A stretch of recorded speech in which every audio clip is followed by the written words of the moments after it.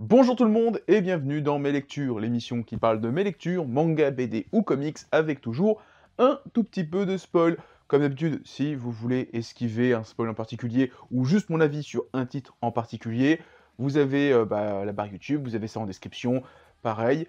N'hésitez pas à laisser un petit pouce bleu, à laisser un commentaire, à partager, ça fait toujours plaisir et ça permet à la chaîne de grandir, la vidéo d'être plus visible, hein. On approche tout doucement mais sûrement des 3300 abonnés, ça fait très plaisir. En description, vous avez aussi un lien vers Twitter, Discord, Instagram, TikTok. Voilà, c'est tous mes réseaux. Et maintenant que c'est dit, on commence. Tout d'abord, on va parler du 19e tome de Kengan Ashura, donc c'est l'avant-dernier de la dernière réception que j'ai eue. Donc c'est la fin du combat alors, entre Kuroki et Kiryu. Et très surpris en fait le fait que Kiryu perde, parce que je pensais vraiment que ce serait le combat final contre Oma. Donc là maintenant, les prochains combats, je sais pas, alors je pense que ça va être le Kurometsudo maintenant au final, je vois que lui comme grande menace, parce que maintenant qu'il a battu le mec du clan Kure, et Kiryu est hors concours, sauf s'il se passe des gros bails pendant le prochain tour où il y a des ennemis qui se font éliminer et donc qui se font remplacer, je vois difficilement, à part le Croc, qui peut aller en finale.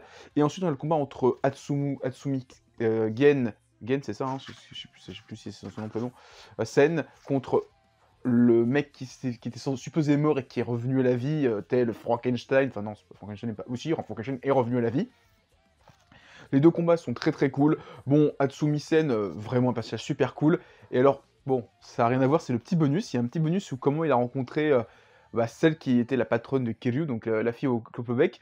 Et alors, si je dis pas de bêtises, en fait, c'est la petite sœur, enfin c'est la grande sœur de la petite bourgeoise dans Dumbbell, combien tu peux soulever, parce que il y avait Sakura, donc la fille métisse, bronzée aux cheveux blonds, et sa copine avec une frange qui était d'une famille bourge, et en fait c'est sa petite sœur, et on la voit vite fait, et donc on t'explique que Kengan Ashura et Dumbbell sont dans le même univers.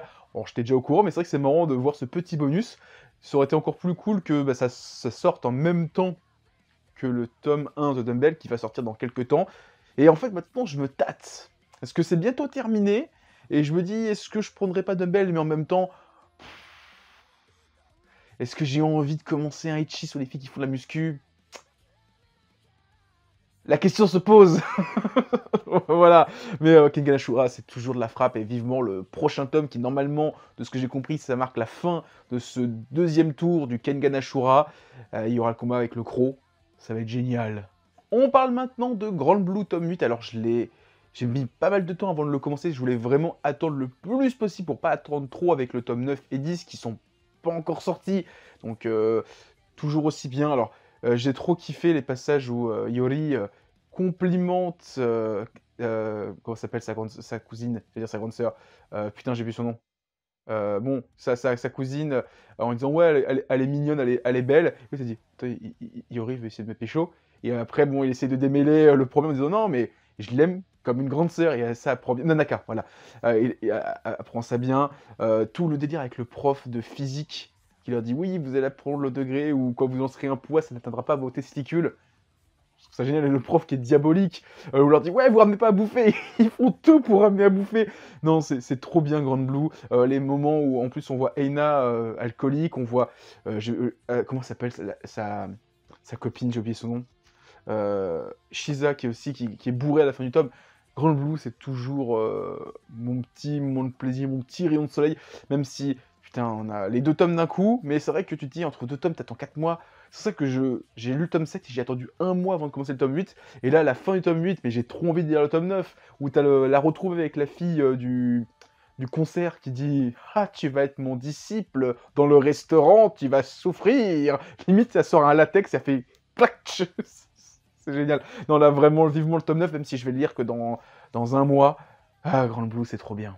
Alors maintenant, on va parler d'un autre bail, quelque chose qui est pour la première fois sur mes lectures.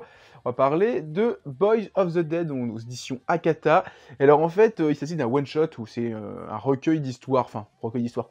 C'est 3 petites histoires indépendantes qui sont plus ou moins interconnectées, mais qui sont indépendantes, autour de zombies et de BL, de Boys of. Parce qu'en fait, alors je sais pas si vous verrez, mais en fait là, il y a un petit macaron, alors je sais pas si avec le focus vous le verrez bien, marqué Zombie BL. Et en fait, la couverture, le titre et le fait que ce soit one shot et ça, je me suis dit, Zombie BL, BL Boys Love.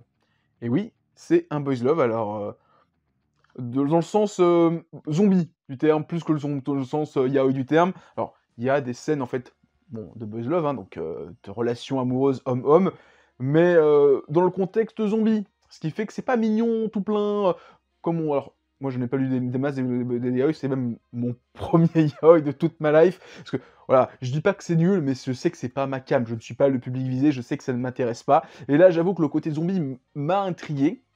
Et dites-vous que sans trop spoil, le premier chapitre, donc la première histoire, c'est l'histoire d'un gamin qui se fait enlever par un mec un peu plus vieux que lui, et il y a une relation abusive et non consentie. Alors, on voit rien, dans le sens où il y a aucune scène de viol, c'est juste, genre, il l'attrape, il lui baisse son pantalon, scène suivante, le mec est en train de boiter. Donc on voit rien. On sait ce qui s'est passé, mais on nous montre aucune scène, de zizi pampan. Donc ce qui est vraiment bien, c'est vrai que c'est le truc où j'ai pas forcément envie de voir de mecs, voilà, se tirer la nuit dessus pendant 20 minutes, enfin 20 pages. Déjà qu'en manga, ça m'intéresse plus que ça, dans une version une fille, de voir ça, genre, entre 2 hommes, voilà, moi il m'intéressait, mais c'est vrai que c'est hyper intéressant de voir, comment les relations sont perçues avec le côté zombie, où c'est vu comme une maladie, et donc on peut dire: «Ouais, vous faites ça, vous êtes vraiment des dégénérés» et cetera. C'est super bien et je pense que même quelqu'un qui n'aime pas les yaoi peut y trouver son compte, vu que le côté yaoi est vraiment, le truc le moins important du récit. C'est vraiment des relations humaines, dans un univers zombie, où par exemple, voilà, j'ai dit le premier chapitre, c'est une relation non consentie, où le mec, bah, finalement, en fait, il y a une relation non consentie et après ça devient un peu une dépendance, bah, tu me protèges, je te protège. Mais, c'est un peu tiré par les cheveux, mais c'est vraiment super bien. C'est limite dommage qu'il y ait qu'un seul tome. C'est vraiment dommage. En plus, à la fin, l'auteur donne des petites indications, des histoires qu'il aurait voulu mettre et qu'il a mis, et je me dis: «Mais j'aimerais tellement un volume 2 maintenant, il y a des bonnes idées». Donc, s'il revient dans un autre délire, BL, mais autre chose, pas juste du BL classique, peut-être que je reprendrai. Là, en tout cas, Akata a fait, une très bonne pioche avec ce titre. On va rester dans un one shot. J'ai aussi Attire d'elle aux éditions Nueve Graphics. Alors, j'ai surkiffé la couverture. Je sais pas si vous verrez bien avec le focus. La couverture, je la trouve magnifique. Alors, en fait, tous les pigeons, il y a un vernis sélectif. Là, c'est doré, c'est super beau. Et c'est un grand format parce que regardez, comparé à un Boys of the Dead, c'est un peu plus grand. C'est vraiment, alors, c'est pareil, c'est environ 200 pages. Alors, l'histoire, j'ai pas forcément tout compris. On est dans une sorte d'Allemagne, on va dire romancée, où on va suivre, des garçons. Il y a une histoire avec, Zygomar qui est un criminel, il y a une histoire avec des pigeons. Alors, les pigeons, il y en a plein, hein, sur la couverture, dans le bouquin. Mais en fait, moi, ce qui m'a fasciné, c'est vraiment la couverture, le dessin qui me fait penser un petit peu à Osamu Furuya, le côté très fin. L'histoire, enfin, le dessin est magnifique. L'histoire, j'ai pas forcément tout saisi, mais je me relirai le bouquin une seconde fois pour peut-être mieux comprendre. Et je crois que dans quelques temps, il va y avoir un Express quelque chose, qui est donc une nouvelle histoire, enfin, un nouveau manga du même auteur, où cette fois, il sera entièrement au scénario. Là, c'est adapté d'une nouvelle. Je suis très curieux, je pense que je vais me le prendre. Et bah, pareil, je l'ai peut-être pas dit, mais il y a des cartes qui sont vendues avec le bouquin. Alors, je les ai pas, je les ai rangées, j'ai pas envie de les sortir. Mais en tout cas, voilà, vraiment, un bon one shot. J'ai bien aimé, même si j'ai pas tout compris à l'histoire. Mais pour découvrir un auteur que je connaissais pas, franchement, soyez curieux, prenez-le, feuilletez au moins le début pour vous faire une idée. Mais c'est vraiment super bien, c'est très bien dessiné. Moi, j'ai vraiment beaucoup aimé. Et j'ai hâte de lire le prochain one shot de l'auteur. Maintenant, on est sur du gros bouquin, on est sur Midnight High Goku, le troisième et dernier tome de la série. Bah, franchement, c'était un grand plaisir du début jusqu'à la fin.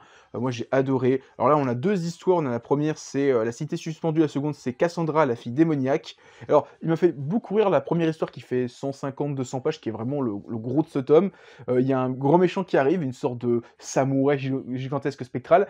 Et quand je l'ai vu, j'ai pensé à Alcazar, ou je sais plus comment il s'appelle, l'un des grands méchants dans Cobra, qui est le grand chef des pirates de l'espace, qui est, je dirais pas qui est exactement, c'est un personnage connu, et donc il a l'apparence d'un grand samouraï spectral qui se déplace dans l'espace. Ça m'a fait bien rire qu'ils reprennent ce design, et non, c'était bah, une très bonne lecture. Je me relirai sûrement les 3 tomes d'un coup, maintenant que j'ai tout lu, mais Midnight Goku, vraiment une très bonne pioche, j'ai vraiment beaucoup aimé. Alors, Cobra reste pour moi mon œuvre préférée de Buichi Terasawa.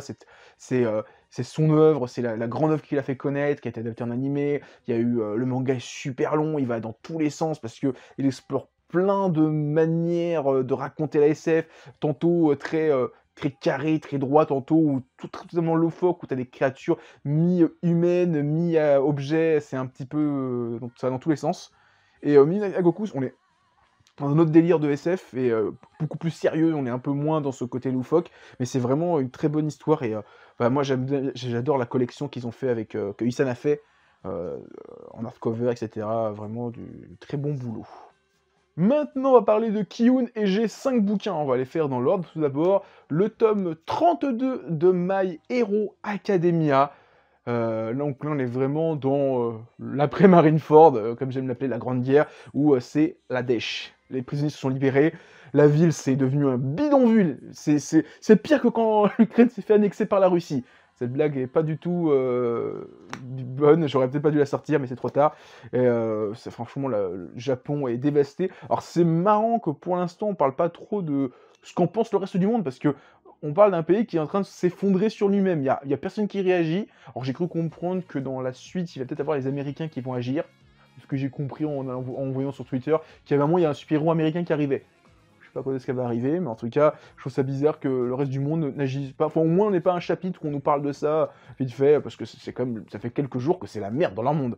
Après, voilà, c'est juste un petit reproche. Et donc, dans ce tome-là, on a le gros combat entre Deku et ce personnage-là qui est apparu, qui était donc une ancienne super-héros qui était la prédécesseuse de Hawk, donc qui était une sorte de super-héros qui travaillait pour l'État ou qui éliminait les méchants ou les ennemis un peu politiques. Et donc, il y a un pouvoir où alors, elle prend ses cheveux, elle leur fait des balles et elle tire avec son bras. Et c'est une putain de snipeuse.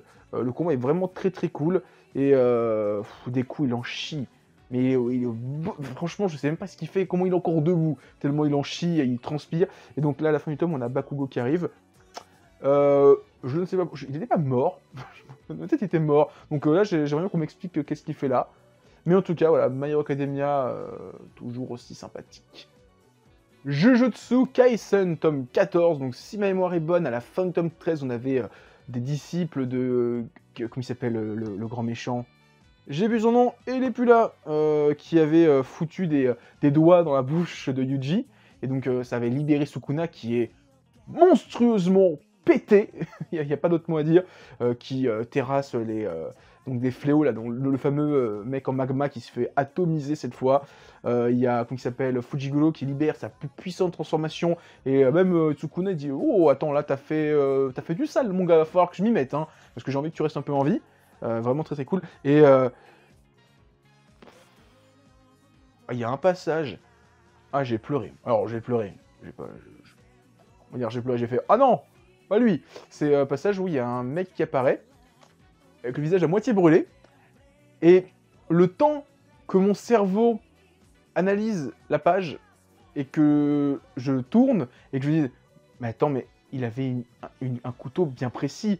Et ce couteau, je sais qui c'est qui l'a. Et là, on donne le nom du personnage, j'ai fait, oh mais non! Mais non, pas mon personnage préféré. Tu tues pas ce personnage-là comme ça. Et je suis dégoûté. Putain, il est mort, mais comme une crotte. Alors, en plus, je sais qu'il a une grosse fanbase, ce personnage, Nanami. Nanami, c'est ça, hein. Kento Nanami. Ah, ça va être, franchement, ceux qui regardent que l'animé, ils vont mourir. Ils vont décéder. Quand ils vont voir ce passage-là, moi, j'adore ce personnage-là. C'est vraiment un personnage super cool que j'aime beaucoup. Oh, vivement le tome 15. J'ai que ça à dire. Vivement le tome 15, Jujutsu, c'est vraiment l'arc de Shibuya, mais c'est une tuerie. Valkyrie Apocalypse, tome 11. Donc on a fini le 5e match dans le tome précédent. Bon, là, on a vite fait la conclusion sur le fait que Raiden a perdu contre Shiva, que Shiva a perdu 3 de ses 4 bras, donc il est un petit peu blessé. Je me suis dit peut-être qu'ils vont parler du fait que maintenant les dieux indiens vont faire « Ouais, on va faire la Zumba, maintenant t'es plus puissant ». C'est pas plus évoqué que ça. Et donc là, on a le prochain combat qui commence. Donc ça va être Bouddha qui va affronter un dieu, parce que Bouddha change de camp et devient donc un héros des humains. Alors, c'est vrai qu'en plus, à l'origine, c'était un humain, Bouddha. Ceux qui savent pas, allez voir ma vidéo sur Bouddha de Osamu Tezuka, sortie en début d'année. Voilà, donc Bouddha qui va affronter les 7 rayonnants, les 7 bienfaits japonais, qui en fait sont à l'origine un seul et même dieu. Ils vont refusionner pour devenir le dieu du bonheur ou je ne sais quoi, qui a une grosse dent contre Bouddha, parce que lui, il a toujours voulu faire plaisir aux humains, et en leur faisant plaisir, il s'est rendu compte qu'ils devenaient de plus en plus des connards. Là où Bouddha leur a juste montré la voie juste, et donc il a l'impression d'avoir fait tout ça pour rien, donc il y a une grosse rivalité, donc là ça va être intéressant d'avoir un combat où il y a une véritable rivalité dans le sens où il y en a un qui déteste l'autre. Là où jusqu'à présent, on voyait les points communs, dans le sens où, ouais, genre Thor contre Lubu, on est tous les deux été des putains de guerriers qui n'avont jamais trouvé d'adversaire à notre valeur, et aujourd'hui on trouve un. Ce qui fait qu'il y a une marque de respect. Et pareil, à chaque fois, il y a des points communs entre le père des dieux et le père de l'humanité pour Adam et Zeus, etc. Et donc là, on a un mec qui a vraiment une haine viscérale pour son adversaire. Même, on pourrait dire Jack, mais Jack, en fait, il n'avait pas une haine contre Hercule. C'était juste un putain de psychopathe qui voulait tuer des gens. C'est tout. Donc là, je suis hyper curieux de voir comment ça va évoluer dans les prochains tomes. En tout cas, c'est toujours un méga plaisir à lire, parce que là, on a juste l'introduction. Hein. Là, il se prépare. Hein. Le tome 10, le tome 12, ça va être de la grosse baston. Ça va être trop bien. Les carnets de l'apothicaire, tome 8. J'ai rien à dire, c'est toujours aussi bien. Les carnets de l'apothicaire, c'est toujours aussi bien. C'est vraiment une putain de série, j'ai rien d'autre à dire. Donc là, sur le début de ce tome, on a les origines de Lacan, et donc le père de Mao Mao, sa mère, comment ils se sont côtoyés. J'aime beaucoup le fait qu'ils se soient charmés à travers des jeux de Go, de shogi, etc. C'est super intéressant de dire que c'est pas juste un mec plein aux as qui l'a payé, et finalement, non, il y a vraiment une relation intéressante. J'espère qu'on va développer ça par la suite, le fait que donc le père biologique de Mao Mao, il veut vraiment le bien d'elle, il veut pas juste parce qu'on avait l'impression que c'était juste un vieux dégueulasse qui voulait se la taper. Hein. Au début, quand il est apparu, j'ai cru que c'était ça. Hein. Je pensais qu'il voulait juste la taper, hein. Un vieux délire de vieux dégueulasse qui veut se taper une gamine, et finalement, il a l'air d'avoir des intentions bien plus bienveillantes envers elle qu'il n'y paraît. Là où Mao Mao a l'air de croire que c'est un vieux dégueulasse. Hein. Et non, vraiment toujours si cool le passage où elle danse sur le toit, parce qu'une de ses sœurs va être vendue, libérée, elle va pouvoir trouver l'amour, c'est vraiment super cool, et c'est vraiment toujours méga plaisir à lire. Intéressant là aussi de voir l'éducation qu'elle va apporter à la princesse de l'Empire, elle va lui apprendre les petits poisons, ça va être intéressant de voir ça par la suite. Non, les cannes de l'apothicaire, moi c'est toujours un gros coup de cœur, ça continue, ça s'arrête pas, vraiment un de mes mangas préférés. Mon libraire a reçu un petit peu en avance les liens du sang tome 11, donc j'ai pu le lire, et donc je vous en parle aujourd'hui alors qu'il s'est sortir que cette semaine, mais en fait quand je suis passé samedi, il l'avait, donc j'en ai profité, je l'ai pris, parce que vous savez, lundi c'était férié, je sais pas, il a reçu des trucs en avance, c'est n'importe quoi, c'est bizarre. Les liens du sang, c'est toujours aussi bien. Là, Shuzoshimi, il se surpasse, alors je crois que là ça devient la série la plus longue publiée en France, parce que je crois que les Fleurs du Mal, c'était une série de 11 tomes, la série est toujours pas terminée, donc là on va entamer la série la plus longue de Shuzoshimi. Je crois que le manga n'est même pas terminé au Japon, si je dis pas de bêtises. Waouh, là en fait, la série, c'est impossible. Il y a des gens qui disent oui, ça se voit où est-ce qu'il veut aller au début. J'avais vu quelqu'un qui m'avait dit ça, je vois plus ou moins où est-ce qu'il veut aller. Je crois que c'est pas possible parce que ça va tellement. Il y a tellement de retournements de situation, retournement de situation. Là, sur le fait que Seiichi, maintenant, c'est plus ou moins un connard qui a toujours plus ou moins détesté sa mère et que c'est elle a plus ou moins toujours tout fait pour lui faire plaisir jusqu'à tenter d'assassiner son propre cousin. Waouh, je m'attendais pas à ça. Là, les prochains tomes, ça va être une. J'appréhende et j'attends avec impatience la suite, mais ça va être une giga dinguerie. Là, en fait, c'est un peu mes choses, mais j'attends que la série, j'ai vraiment qu'une hâte, c'est que la série se termine pour tout me relire, parce que je pense que ça va être un plaisir à relire, et c'est vraiment, je pense, ma série préférée de Shuzoshimi. Là, chaque tome ne fait que confirmer que c'est ma série préférée, alors que jusqu'à présent, je pense que c'était les Fleurs du Mal, ou la Timide de Marie était pas mal aussi, mais là, à chaque nouveau tome, ça fout une claque. Toutes ces anciennes séries, c'est un truc de malade. Non, le lien du sang, si vous n'avez pas encore commencé, foncez. Alors maintenant, on va parler de bande dessinée, et on commence tout d'abord par Moondir. Alors, je vais faire la blague, je pense que tout le monde l'a fait. Ça n'a rien à voir avec Moondir de Koh Lanta. C'est l'histoire d'un petit renne, c'est Chopper. Je me suis fait dédicacer le tome, mais je vais pas forcément tout vous montrer, parce qu'en fait, il y a un plot twist sur la dédicace, donc je vais essayer de vous montrer le moins possible, parce que il y a un truc, je pense que vous avez peut-être dû le voir, bon, je suis désolé. Hein. Donc Moondir, c'est une série qui est quasiment muette, dans le sens où, Alors quand j'ai discuté avec l'auteur, je lui ai demandé si c'était une référence à Blum, il a dit que pas du tout, et que tout le monde lui a demandé si c'était une référence, et il connaissait de loin, mais il a jamais vraiment commencé, parce qu'en fait, la BD commence, on suit un truc, et on a la première bulle qu'à partir de la 20e, 30e page, et après ça devient à nouveau une BD muette pendant quasiment une centaine de pages, ce qui fait que, et alors l'auteur m'avait dit que c'était une intention de dire, c'est une BD où on peut parler, mais on ne parlera pas. Ce qui fait que pendant, tu sais que les gens parlent, mais pendant 100 pages, ils parlent pas, et vers la fin, ça devient beaucoup plus bavard, parce que elle t'explique un petit peu tout ce qui se passe, et waouh, c'est vraiment une super BD, un truc de malade. Moi, j'ai surkiffé. À lire, j'ai pas envie de vous spoil le bout parce que il se passe des choses, mais c'est vraiment une aventure à vivre, parce qu'il y a des méga décors, le petit Ren, il va passer par plein de planètes pour essayer de survivre, ramener son œuf là où il veut amener son œuf, il est poursuivi par un grand Ren qui est sur un gros Ren, c'est n'importe quoi, c'est vraiment génial. Et alors, en me renseignant pour quand j'ai acheté la BD, il n'a pas été publié par un circuit classique, mais c'est par Bubble Edition, et alors il y a une histoire de financement participatif, et je me dis, aucun éditeur n'a voulu publier ça. Et les mecs, il faut qu'ils se lavent les yeux, parce que c'est pas possible. Alors peut-être qu'ils ont trouvé que c'était un titre compliqué à éditer, mais pour moi, c'est le genre de titre où clairement ça peut gagner un prix Angoulême, en termes de dessin, de narration. Moi j'ai surkiffé, j'ai pris une giga claque. Et alors, j'ai pas envie de dire ça pour rabaisser l'auteur, mais il a l'âge de mon petit frère. C'est sa première BD. Je me dis, s'il fait déjà des trucs comme ça à son jeune âge, alors, jeune âge de 24 ans, hein, c'est déjà un âge avancé, on va dire, mais se dit, mais attends, c'est sa première BD, mais dans 10-15 ans, il va nous pondre des trucs de malade mental, c'est pas possible. Donc là, franchement, je peux que vous conseiller d'aller lire cette BD, c'est vraiment une grosse tuerie, c'est un one-shot en plus, donc vous avez même pas d'excuse de dire, oh, c'est une longue BD, non, c'est un one-shot, donc franchement, foncez, Moundir, c'est trop bien, c'est de la balle. On passe maintenant à Klezmer, l'intégrale, le tome 2, donc qui contient le tome 4, le tome 5 et le carnet, donc qui sont des petits bonus. Alors, de ce que j'ai vu en feuilleton, c'est juste du texte, hein, il n'y a pas beaucoup de dessins, enfin si un tout petit peu, mais puis c'est basta. Oh, marque-page. Donc Klezmer, tome 2, enfin tome 4, trapèze volant, donc qui fait écho au fait qu'une bonne partie de l'histoire se passe dans un cirque, donc le trapèze, vous savez, le truc, la gymnastique, etc.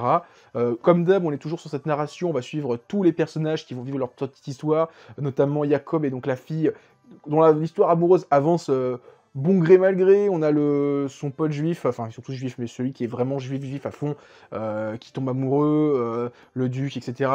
Donc c'est toujours aussi bien. Alors, je sais pas si c'est dans les premiers tomes, mais ça m'a beaucoup plus marqué dans celui-ci. Johann Sfar utilise un peu moins l'aquarelle, il y a beaucoup de passages où c'est juste du crayon de couleur, et ça donne un petit côté très violent, très vif au trait. Là, au début de l'aquarelle était tout en douceur, là on a vraiment des moments un peu plus brutaux, alors en plus un petit peu, t'as l'impression que c'est un enfant de 8 ans qui a colorié, tellement c'est colorié à l'arrache, ou des fois c'est limite ça dépasse, genre ils sont « oh, je m'en bats les couilles !» Mais après, il y a ce côté, la couleur de Johann Sfar qui a quelque chose où, même il ferait ça avec ses pouces, il prendrait une cordonnée, il ferait... Ça serait beau. Je sais pas comment il fait, il est trop fort pour ça, mais Klezmer, c'est toujours un super égal, et prochaine fois, le chat du rabbin, et fois suivante, The Last Tome of Klezmer. Et je suis déjà triste que cette série s'arrête, mais ça a été une super aventure. Je pense que je me les relirai une prochaine fois, mais tout d'une traite. Vraiment un tome par jour pour resavourer l'histoire, parce que c'est vraiment un super titre que je vous conseille. 2 intégrales de 25 €, donc 50 € pour, allez, on va dire 5 tomes de 100 pages, à peu près, hein, donc ça va. On va dire, ouais, c'est ça, il faut à peu près 90-100 pages chaque tome, donc plus le petit bonus. Bon, franchement, je trouve que le prix est honnête. Alors après, c'est un petit format, mais bon, pas tout à voir non plus. Et on finit, comme d'habitude, avec du Astérix. Alors cette fois, c'est Astérix en hispanique, donc c'est le tome 14. Je m'attendais... Enfin, j'appréhendais hispanique parce que je sais que Gérard Jugnot, avant de faire Les Bronzés 3, voulait adapter cette BD, avec donc sa bande qui ont fait Les Bronzés 1, Les Bronzés 2, et comme ils n'ont pas pu faire en hispanique, ils ont fait Les Bronzés 3, qui n'était pas un film super ouf, et parce qu'à la place, on a eu les JO. Donc je me dis, oh, j'ai hâte de voir cette BD, elle a peut-être super bien, il y a peut-être plein de blagues. Alors, le truc, c'est que la série, enfin, le tome met beaucoup de temps à démarrer, en mon sens, où, en fait, on nous raconte que César est en Hispanie, il y a les conquêtes, il y a... comment il s'appelle ce con là? Ils ont des noms à la con, plus ils dans ce truc là. Soupe à l'oignon et Cloton, donc des noms en on, se fait enlever. Et il l'emmène au pire endroit du monde, à Baba au Rhum, là où il y a le village de d'Irréductible le Gaulois. Ils récupèrent Soupe à l'oignon, le petit, et ils vont le ramener en Espagne, enfin en Hispanie.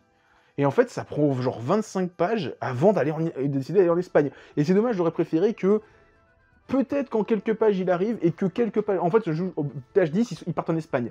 Et là, ça, je trouve que ça met un demi-tome avant de partir, ce qui fait qu'on n'a plus qu'un demi-tome de blagues. Et c'est un petit peu dommage. J'aurais peut-être préféré que soit le tome soit plus épais, soit qu'ils aillent plus vite dans le vif du sujet pour aller en Espagne. J'ai trouvé le prétexte pour aller en Espagne, mais un peu trop de temps à arriver. Et c'est un peu dommage parce que, bah, finalement, on a un peu moins de blagues. Il y a les blagues sur le fait qu'il y a des trous dans la route. Alors peut-être que dans les années 70 c'était le cas, je sais pas aujourd'hui, je suis pas allé en Espagne pour vérifier. Il y a des petites blagues sur la tauromachie, mais voilà, pareil, je pense que c'est des blagues qui sont... Alors, peut-être qu'à l'époque ça faisait rire, mais c'est vrai qu'aujourd'hui, avec tous les délires de on veut pas la tauromachie, etc., ça passe peut-être un peu moins bien, je sais pas. Et c'est aussi le premier tome où apparaît Ordre Alphabetix, donc le poissonnier du village. Il est apparu au tome 14, j'ai l'impression, c'est vrai qu'en fait j'appréhendais parce que, tiens, il est toujours pas apparu, il est toujours pas apparu, il est toujours pas apparu, et finalement, tome 14, arrivé du poissonnier, qui est un personnage qui est, on va dire, iconique aujourd'hui dans Astérix, hein, c'est « Il n'est pas vraiment poisson !» Tome 14 sur 39. C'est-à-dire qu'il a fait à peine, il apparaît depuis à peine la moitié de la série. C'est... Enfin, un peu plus de la moitié, mais c'est vraiment très léger en fait, finalement sur 39 albums, il est là peut-être que dans 25. C'est pas tant que ça en fait, hein, mine de rien. Et c'est-à-dire qu'avant l'arrivée de Didier, j'ai oublié son nom, excusez-moi, donc les deux nouveaux auteurs de Astérix depuis les Pictes, ça faisait que la moitié de la série qui était là. Alors que pourtant j'ai l'impression que moi il est là depuis le début en fait dans ma tête, mais en fait non, il est pas là depuis si longtemps que ça. Ordre Alphabetix, qui va devenir en plus iconique, hein, parce que voilà, il est parfait mon poisson, si il est frais mon poisson, et après il se tape dessus, et qui est on va dire devenu le gag du village où il se tape dessus, qui est quasiment un gag iconique dans Astérix. Finalement, il est là depuis le tome 14. C'est n'importe quoi. Là, je pensais pas qu'il était... Enfin, depuis le début, je le voyais pas, donc j'ai dit, tiens, il apparaît quand, il apparaît quand, il apparaît quand. Tome 14, ça me trouve le cul. Voilà, c'est tout ce que j'avais à dire. Un bon album, mais c'est vrai que j'ai trouvé... En fait, j'avais peut-être trop d'espérance pour cet album, et finalement, peut-être un peu déçu. J'espère que les Corses, que j'attends aussi avec impatience, je vais pas être déçu, parce que sinon je vais être triste. Donc voilà, c'était ma vidéo, mes lectures, j'espère que vous l'avez apprécié, si c'est le cas, laissez un pouce bleu, laissez un commentaire, partagez la vidéo, ça fait toujours plaisir. En description, vous avez un lien vers tous mes réseaux, et maintenant je vous dis à plus, et continuez à lire des mangas. Allez, ciao tout le monde!